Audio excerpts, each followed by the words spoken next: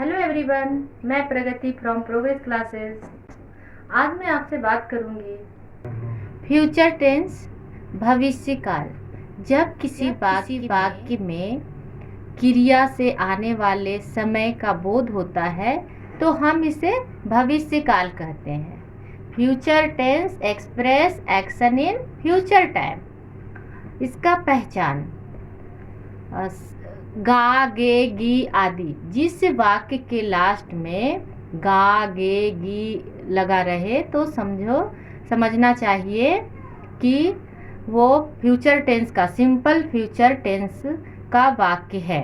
Example, मैं school जाऊंगा। I shall go to school. He will write a letter. वह एक पत्र लिखेगा। You shall teach English. तुम इंग्लिश पढ़ाओगे। They shall play football. वे लोग फुटबॉल खेलेंगे। Structure subject plus will shall plus V1 verb का फर्स्ट रूप, first form plus object. Use of will, he, she, it and singular noun के साथ will use होगा और shall I, we, they, you and plural noun के साथ shall use होगा। अब हम फ्यूचर कंटिन्यूअस समझेंगे। फ्यूचर कंटिन्यूअस पहचान।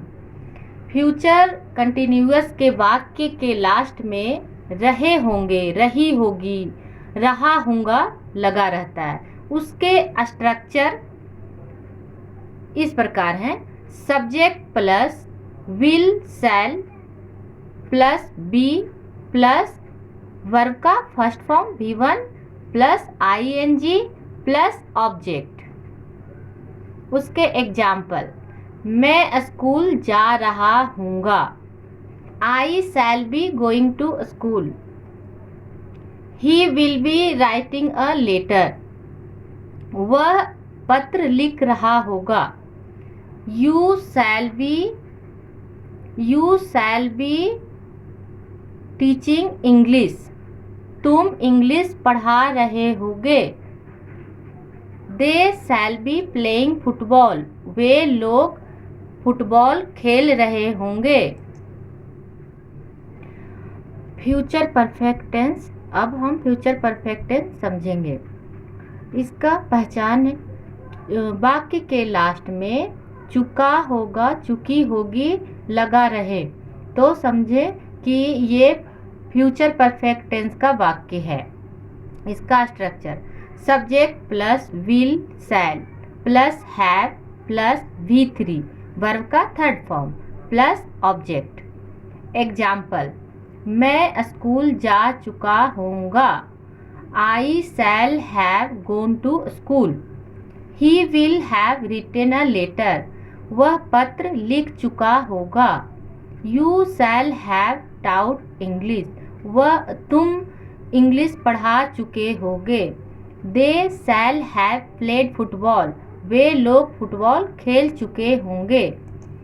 फ्यूचर परफेक्ट कंटिन्यूअस टेंस पहचान रहे होंगे, रही होगी, ता रहूँगा and use of since and for. Future perfect continuous tense के वाक्य के लास्ट में रहे होंगे, रही होगी, ता रहूँगा and use of since and for. उसके स्ट्रक्चर इस तरह से हैं। Subject plus will shall plus have plus been plus V1 plus ING plus object. Example, मैं 2 सप्ताह से स्कूल जाता रहूँगा। I shall have been going to school for 2 weeks. He will have been writing a letter. You shall have been teaching English. They shall have been playing football. Use of since and for. जब कार्य प्रारंभ करने का समय का उल्लेख होता है तो सिंस का प्रयोग करते हैं। उदाहरण, मंडे 12 मई 2019, जून 7 o'clock, morning, childhood, Holi, etcetera. जब अवधि का उल्लेख होता है तो फोर का प्रयोग करते हैं। उदाहरण, 3 days, 2 months, 5 years, 6 hours, 3 weeks, 30 minutes, etc. Thanks. Like, subscribe and comments. Thank you for watching my video.